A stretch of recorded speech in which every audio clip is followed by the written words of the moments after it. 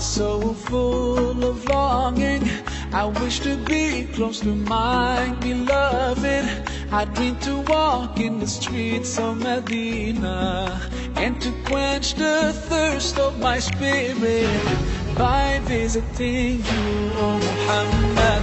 Assalamu alayka ya Rasul Allah. Assalamu alayka ya Habibi ya Nabi Allah. Assalamu alayka ya Rasul Allah. Assalamu alayka ya Habibi ya Nabi Allah ya Rasul Allah.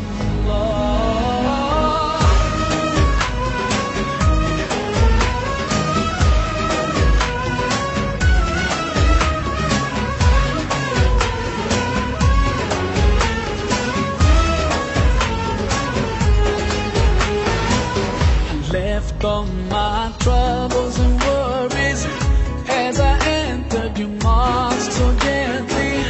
And as I finally stood there before you, I couldn't stop my tears from falling in your presence, oh Muhammad. Assalamu alayka ya Rasul Allah. Assalamu alayka ya Habibi ya Nabi Allah. Assalamu alayka ya Rasul Allah. Assalamu alayka ya Habibi ya Nabi Allah ya Rasul Allah.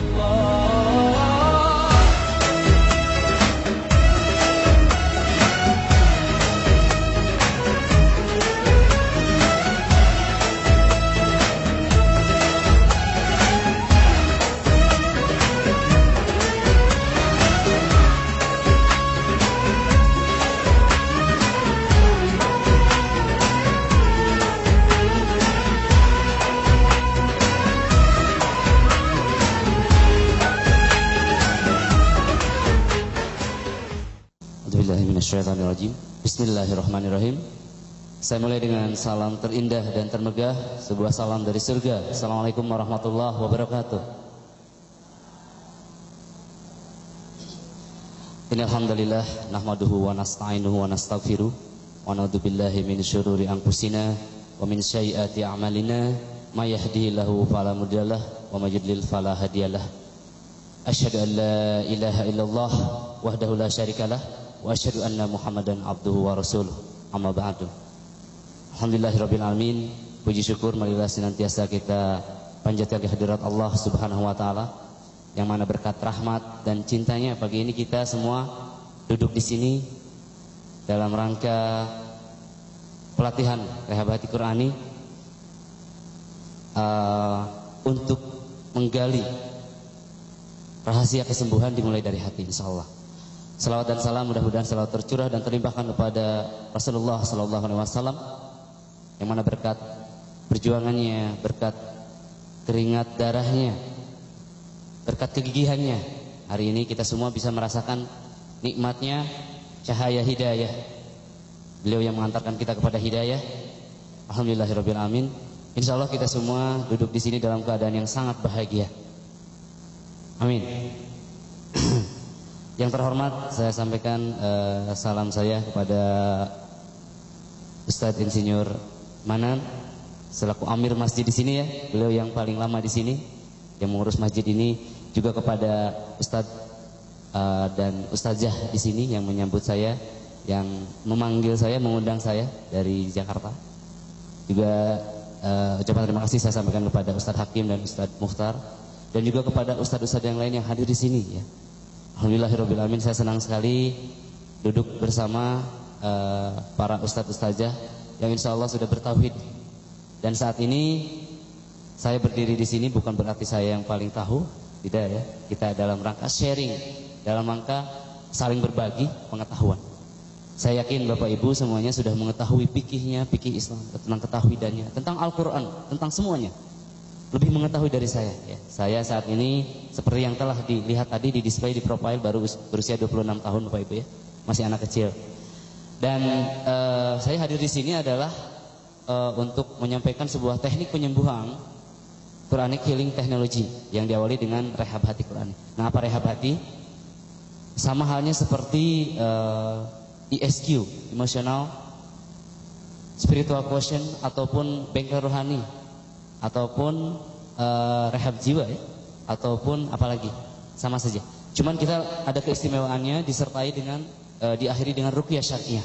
Jadi setelah hatinya direhab, dibongkar, baru di ruqyah, di cleansing. Nah, kelebihannya lagi di sini kita tidak hanya melakukan pelatihan rehab hati dan ruqyah masalah, tapi juga pelatihan. Jadi saya berharap semua yang hadir di sini kurang lebih berapa? 400.000 orang di sini. Semuanya jadi praktisi ruqyah insyaallah. Ya. Dan saya punya salam tauhid ya, sebuah yel-yel untuk mengangkat semangat semuanya. Jadi saya tidak akan memulai pelatihan sebelum semuanya semangat. Ini bukan seminar, ini pelatihan. Semua harus semangat, harus interaktif. Ya. Saya komando, salam tauhid dan semua audiens bertakbir Allahu Akbar. Bisa. Salam tauhid. Masuk. Baru satu yang semangat di depan. Salam tauhid.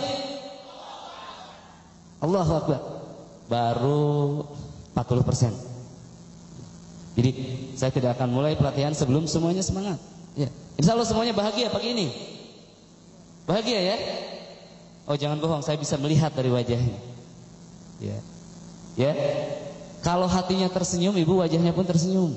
Nah, begitu ya. Tapi tidak selalu wajah yang tersenyum itu mencerminkan hati yang tersenyum, tidak. Tapi kalau hatinya tersenyum, wajahnya tidak senyum pun terlihat seperti tersenyum. Ya. Semangat itu menular, ya. Dan saya akan tularkan semangat saya. Ya. Hingga sore ini Bapak Ibu kembali ke rumah dalam kondisi hati yang sehat, yang segar bugar, optimis dan bertauhid tentunya. Insyaallah harapan kita semua. Setuju nggak Bapak Ibu visi saya tauhid? Setuju. Ya. Visi saya menuju generasi muda Indonesia bertauhid 2020 insyaallah. Kita sendiri apa yang telah kita persembahkan untuk din ini. 1000 mimpi berjuta. Apa yang telah kita persembahkan untuk agama Islam yang kita cintai ini? Apa yang telah kita persembahkan di sepanjang hidup kita? Di sepanjang jalanan yang telah kita lalui? Apakah kita masih saja sibuk dengan urusan-urusan duniawi, kekecewaan, kegelisahan, harapan-harapan yang tidak terpenuhi? Atau kita masih saja menangis saat diri kita berbuat benar dan orang lain mencela kita? Ada apakah dengan hati kita? Itu adalah inti dari tazkiyatun nafs, rehab hati. Kita akan menggali kembali, menanyakan kembali kabar hati kita. Apa kabar hatiku? Apakah dia sakit? Pernah nggak ditanyakan? Apakah dia sehat? Apakah mungkin dia sudah mati? Ya, hati itu bisa sehat, bisa sakit, bisa mati. Hati yang sehat bagaimana? Hati yang sehat bagaimana? Cirinya? Tidak usah dioperasi liver, Bu, tidak usah. Hati yang sehat itu akan mengeluarkan kata-kata baik di mulutnya. Kata baik-baik saja, kata yang baik-baik saja. Penuh syukur, ya. Terus apalagi? Dia ingin dekat pada Allah Subhanahu wa taala. Hati yang sehat ingin dekat pada Allah Subhanahu wa taala. Ingin dekat, ya. Salat itu bukan berarti ingin dekat. Barangkali salat itu hanya menggugurkan kewajiban saja. Ingin dekat pada Allah itu adalah hati yang sehat. Kemudian apalagi tadi ya, yang keluar dari kata-kata baik saja dari mulut. Kemudian yang kedua ada hati yang sakit. Yang sakit bagaimana, Ibu? Sering sakit hati. Ya, sering sakit hati. Ya, pada intinya sakit hati itu tidak ada, tapi hati yang sakit. Sering mengeluh, sering kecewa. Kecewa. Apalagi kecewa pada Allah Subhanahu wa taala. Padahal Allah Subhanahu wa taala tadi pagi telah membangunkan kita kembali, ya. setelah tertidur semalaman. Betul nggak Pak? Kita bangun kembali dan kita ingat semuanya, ingat masa lalu kita, ingat utang-utang kita. Bayangkan kita bangun pagi kita lupa utang kita. Bayangkan kita bangun pagi kita lupa nama-nama yang telah kita kenal. Bisa nggak? Mungkin nggak? Mungkin saja. Allah telah menciptakan sesuatu yang sempurna, mempersembahkan sesuatu yang sempurna. Lalu kita mengeluh pagi-pagi, buka Facebook mengeluh di tempat-tempat umum lagi. Nah begitu. Itu adalah hati yang sakit. Apalagi satu lagi hati yang mati. Hati yang mati itu nggak suka lihat orang baik, nggak suka lihat orang berbuat baik, nggak suka lihat orang berjilbab misalnya. Ngapain dijilbab? Kan hatinya dia belum tentu berjilbab. Begitu. Banyak alasan. Ya. Akan ada banyak alasan jika kita tidak mau. Gitu. Begitu. Itu adalah hati yang sakit. Nah, di sini rehab hati adalah mentazkiyah nafs kita, melepaskan belenggu-belenggu hati dari sihir dunia. Ya. Sebuah perjalanan spiritual, merasakan sensasi kesembuhan dimulai dari hati. Ini adalah sesuai dengan firman Allah Subhanahu wa taala dalam Al-Qur'an Al-Karim. A'udzubillahi minasyaitonirrajim. Wa nunazzilu minal Qur'ani ma huwas shifaa'u wa rahmah. Ma huwas shifaa'u wa rahmatul lil mu'minin. Telah kuturunkan dari Al-Qur'an ini sebagai sifat, sebagai penyembuh dan juga rahmat bagi orang-orang yang mukmin. Ya. Dalam firman Allah yang lainnya, Allah berfirman, "Qul huwa lil ladzina amanu hudaw was-shifaa." Katakanlah hai Muhammad bahwa Al-Qur'an ini adalah hudaw was-shifaa, petunjuk dan juga obat syifa. Kita bertanya, Al-Qur'an yang mana? Wa nunazzilu minal Qur'an, dari Al-Qur'an ini, dari keseluruhan Al-Qur'an. Keseluruhan Al-Quran ini adalah ayat-ayat bisa menyembuhkan, maksudnya ayat-ayat ruqyah begitu. Yang mana? Obat apa? Kan begitu Pak ya? Obat apa? Dalam firman Allah yang lainnya difirmankan mahwal lima fis sudur, yaitu penyembuh semua penyakit di dalam dada. Jadi Al-Quran itu semua penyembuh penyakit di dalam dada. Apa yang ada di dalam dada? Rasulullah Sallallahu Alaihi Wasallam yang menjawabnya. Masih ingat hadisnya ya? Dalam segumpal tubuh kita itu ada segumpal daging. Jika daging itu baik maka baiklah keseluruhannya. Jika daging itu rusak maka rusaklah keseluruhannya. Daging itu adalah qalbu, hati ya, kita menyebutnya hati dalam bahasa Indonesia. Yang sebenarnya itu bukan hati yang liver ya, bukan, tapi jantung katanya. Tapi yang jelas kita menyimpulkannya hati ya, perasaan.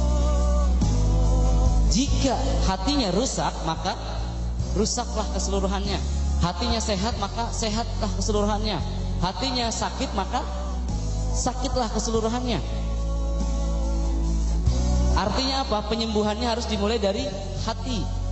Kesembuhan hati harus lebih diprioritaskan daripada kesembuhan fisik. Jika fisiknya sakit disembuhkan, itu selesai Pak. Jika hatinya sakit, nanti timbul lagi. Ya, begitu. Seperti itu. Bagaimana memulai kesembuhan dari hati? Kalau ruqyahnya Bu, 15 menit materi ruqyah itu selesai. Begitupun ruqyah aktif yang kita bawakan ya. Apa saja ruqyahnya? Healing touch dengan menyentuh, satu, penyembuhan dengan sentuhan. Rasulullah pernah melakukannya. Yang kedua dengan tekanan, pijatan. Yang ketiga dengan usapan. Yang keempat tarikan. Yang kelima tepukan. Sudah selesai. Bagaimana? Di sini disentuh di ubun-ubun. Kalau sakitnya di leher ya ditekan di sini. Kalau sakitnya di belikat ditekan di belikat. Atau ditepuk-tepuk, diusap-usap. Itu selesai sudah. Ayat-ayat ruqyahnya dalam Al-Quran semua kita tahu. Ayat-ayat ruqyah itu apa? Ayat-ayat tentang azab, ayat-ayat tentang nikmat, ayat tentang jin, ayat tentang syaitan. Itu ayat-ayat ruqyah. Bisa cari sendiri. Ya, selain yang telah dicontohkan oleh Rasulullah. Kalau tidak bisa, Al-Fatihah, Al-Ikhlas, Al-Falaq, An-Nas pun bisa jadi ayat ruqyah. Banyak yang sembuh hanya dengan itu. Asal hatinya sudah sembuh. Asal kesyirikannya sudah sembuh. Ya, kesyirikannya sudah sembuh, ruhaninya sembuh, jasmaninya pun sembuh insya Allah. Ada yang sembuh seketika Pak. Tadi malam Bapak Ibu kalau ada di sini, jadi kemarin itu ada meruqyah panitia kemarin itu. Ya, 2 hari kemarin itu. Setelah itu keluarga panitia kemarin itu banyak ya, ada 100 orangan. Itu saya sampai jam 10 di sini, masih di ruangan ini. Ada yang sakit udah 6 tahun. Cuman 1 tepukan, puk, puk, sembuh, alhamdulillah. Alhamdulillah. Nggak tahu sekarang masih sembuh atau tidak. Jadi peruqyah itu tugasnya mengeluarkan penyakitnya, mengeluarkan jinnya. Setelah itu bagaimana jin itu tidak kembali adalah tugas seorang pasiennya. Kita akan kasih tahu caranya. Akan ada pagarnya. Bukan pagar goib ya, bukan tanami telur di setiap sudut, bukan. Bukan sembelihin ayam, sembelihin kambing, bukan. Tidak usah kita memuja jin. Kita ini adalah khalifah, betul nggak? Jadilah khalifah yang gagah, jangan sampai sama jin aja takut. Mau wudhu malam keluar takut sama jin. A'udzubillah. Ini adalah sebuah renungan tentang perjalanan kita, Pak. Tentang perjalanan kita ya. Saat ini ya. Ya, dengan menjalani kehidupan artinya kita sedang berjalan menuju kematian kita. Ya.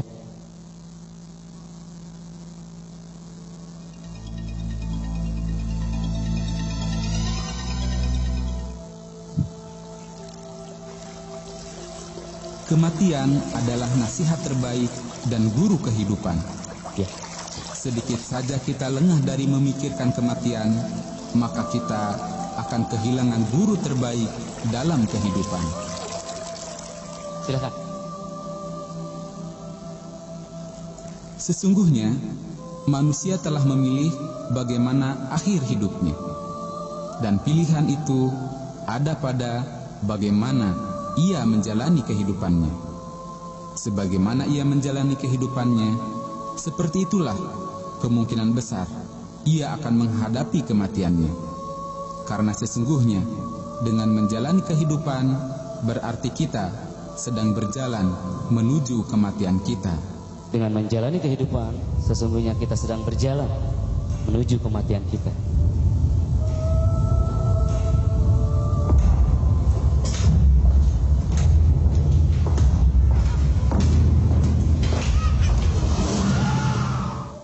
Pernahkah kita mendengar berita tentang seorang pezina mati di kamar hotel di atas perut wanita nakalnya? Seorang pecandu narkotik mati saat pesta narkobanya. Dan para penjudi sekarat di atas meja judinya. Begitu juga kita pernah mendengar seorang ahli ibadah meninggal di atas sajadahnya.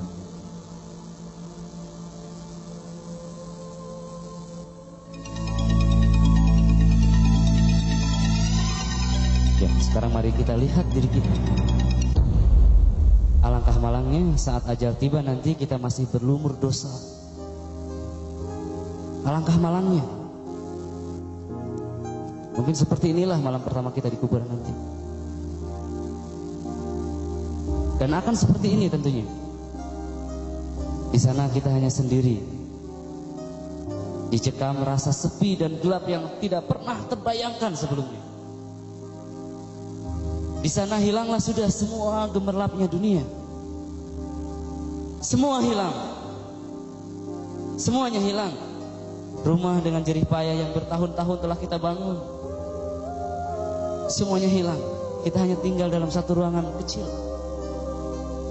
Istri yang cinta dan pengabdiannya begitu tulus kepada kita, dia akan pergi meninggalkan kita. Atau anak yang melekat padanya darah daging kita, dia pun akan pergi dari pangkuan kita.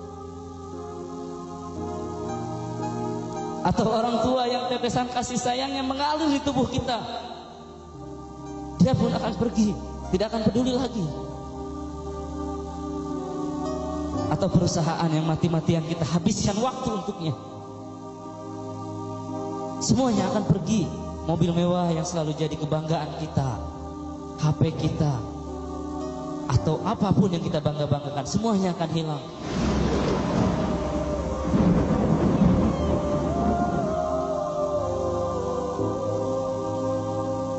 Mungkin kita bergumam, hari itu telah pergi. Yang tersisa hanyalah dosa yang terus terbayangkan.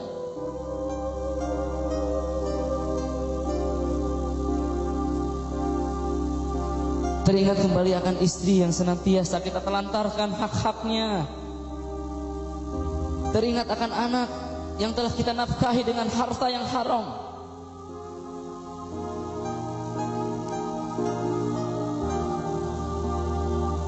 Teringat orang tua yang di sisa hidupnya belum sempat kita bahagiakan.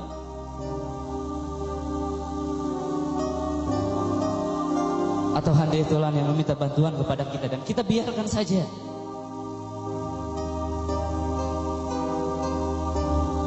Atau kita akan mengingat kawan-kawan yang telah banyak kita kecewakan.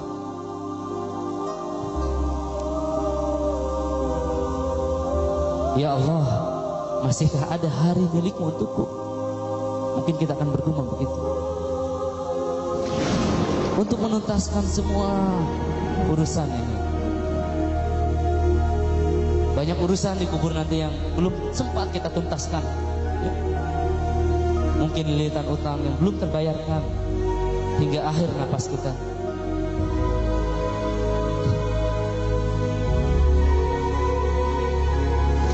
Atau banyaknya amanah yang belum sempat kita sampaikan.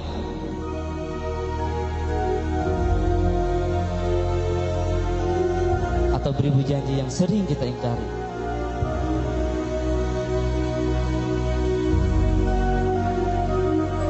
Atau mungkin uang korupsi yang tak sengaja kita bagi, tak sengaja kita nikmati.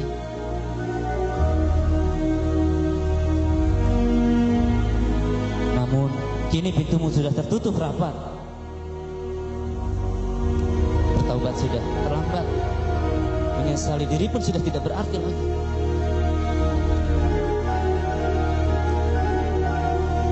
Dan tinggallah sendiri menanggung beban dosa dan kesalahan yang tidak termaafkan. Merasakan penderitaan yang panjang yang tiada akhir. Sekarang adakah dalam hati kita bahwasanya mati itu sebagai penasihat? Ya. Berapa lama Bapak Ibu kita di kuburan? Apakah Ibu berpikir 3 tahun, 7 tahun, atau 70 tahun?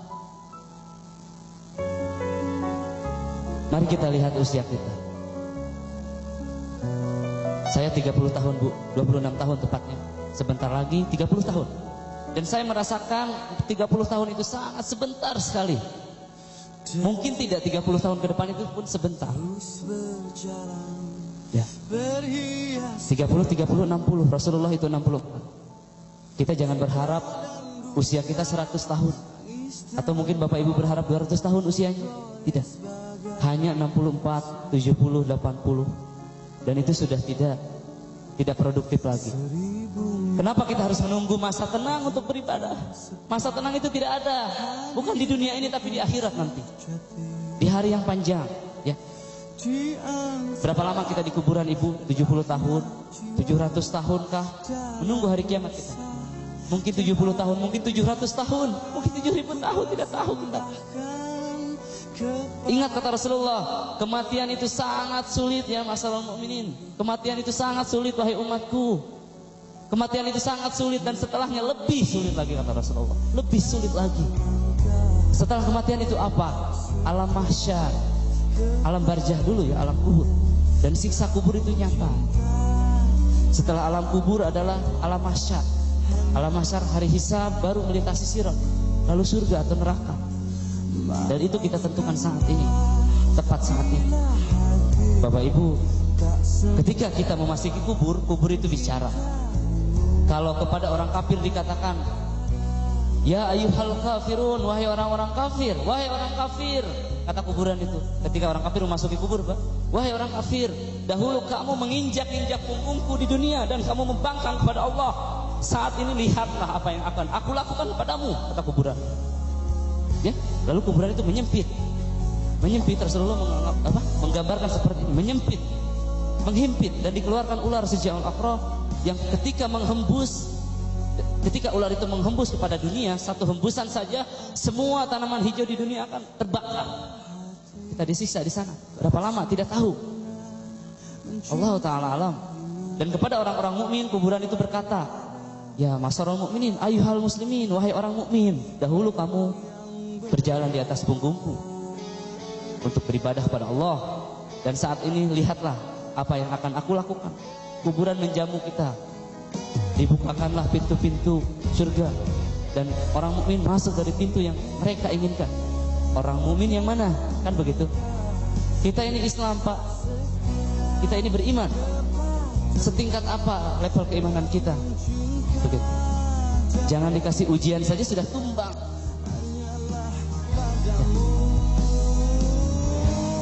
Mari kita pahami kembali bahwa saat ini ada sebuah peluru yang sedang mengintai kita. Mari kita lembutkan hati kita. Kita ingat ada sebuah peluru yang saat ini sedang mengintai kita. Detik demi detik sedang menuju kita. Dan akan tepat di ubun-ubun kita suatu saat nanti. Entah hari ini atau besok. Tidak tahu. Tapi yang jelas peluru ini sudah Allah ciptakan 50.000 tahun sebelum bumi dan langit diciptakan. Sebelum ruh ini diciptakan pun Allah sudah mengetahui, sudah mendesain kapan kematian kita. Tidak bisa ditolak. Ya, dari itu kita harus segera mempersiapkan manajemen kematian. Ya, tidak hanya manajemen kehidupan, Pak. Kuliah, sekolah, kuliah, bekerja, menikah, punya anak, punya cucu, hidup tenang, pensiun, itu adalah manajemen kehidupan. Kita pun harus segera mempersiapkan manajemen kematian. Karena kita tidak tahu kapan kita akan meninggal. Ya, mari kita tanya kepada diri kita, di mana kita saat ini? Apakah masih 15 tahun? Ada yang masih 15 tahun? Coba angkat tangan. Masya Allah, di bawah 15 tahun, betul? Ya? Ya? 15 tahun ke bawah itu saatnya kita dulu bermain. Ya, bermain di tepi pantai, ya. Senang, bersenang-senang, tidak punya beban. Kemudian 15 tahun sampai ke 21 tahun kita mulai berpikir. Mulai memilih dan menyiapkan sebuah perahu. Untuk apa? Melintasi samudra dunia ini. Ya. Kemudian di usia 21-25 kita mulai meninggalkannya. Mulai meninggalkan pantai keindahan dan berlayar, mengayuh perahu yang kita pilih di usia 25 hingga 30 ini. Mulai berlayar. Di usia 30 nanti kita akan menemukan bahwa lautan mulai bergelombang. Nah, dan di sana tidak ada jalan untuk kembali. Betul nggak, Pak? Usia 30 kita mulai merasakan kerasnya dunia, bahwa hidup ini tidak mudah. Dan di sana tidak ada jalan untuk kembali lagi ke masa lalu, tidak ada. Kemudian senja akan datang, lalu malam dan gelap. Senja sebentar lagi. Setelah senja ada apa? Malam pasti ada gelap. Jangan sampai ketika senja sore hari nanti kita mulai tersadar, oh hari sudah senja, belum ada apapun yang akan dibawa. Padahal perjalanan masih panjang sekali, masih teramat panjang. Jangan sampai kita berlari mengejar-ngejar kebahagiaan, namun tidak sadar berlari ke arah yang berlawanan dengan kebahagiaan. Seringkali saya menemui seseorang yang berkonsultasi, Bu, sudah 40 tahun, usia 40 tahun masih teringat mantan pacarnya. Ini gangguan, Bu. Sudah 37 tahun belum nikah. Karena trauma sama mantan pacar pertamanya. Hingga menganggap semua laki-laki sama. Ya. Trauma. Apa? Dihantui masa lalu, dihantui oleh masa lalu. Nah, ini dia. Yang berikutnya setelah kita memulai perjalanan, kita harus apa? Mulai memusnahkan masa lalu, ya, menyikapi kekecewaan, memaafkan dengan sempurna dan mulai membangun niat yang bagus, arah yang tepat. Yang berikutnya adalah memaafkan dengan sempurna.